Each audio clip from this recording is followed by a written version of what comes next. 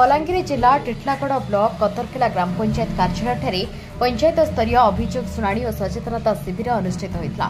Titlagarh block video Sushant Arora योगदान दे जनसाधारण अभियोग पत्र ग्रहण कर अभियोग अनुसार से विभाग अधिकारी मानक समाधान पर दायित्व देते।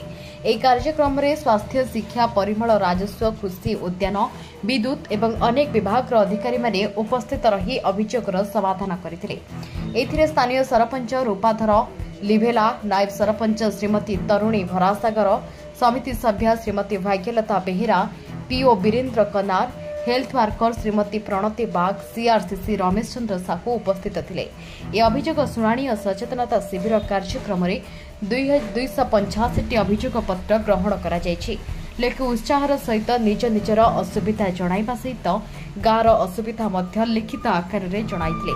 टिटलागढ़ कृष्णचंद्र माझी रिपोर्ट, सृष्टि न्यूज। आज कार्यक्रम काना आइतला सर?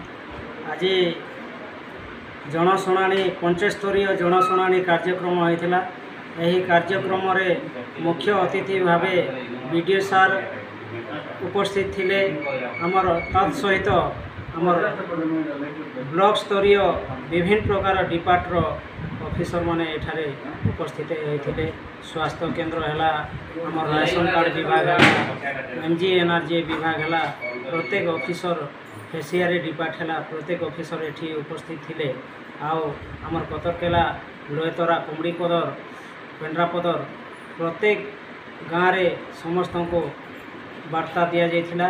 से वार्ता हिसाब रे आसिकरी प्रत्येक डिपार्ट रे विभिन्न प्रकार सुविधा असुविधा यही जनशुणाणी कार्यक्रम रे समस्ते उपस्थापन करथिले। यही उपस्थापना करि सारिला परे हमर वीडियो सार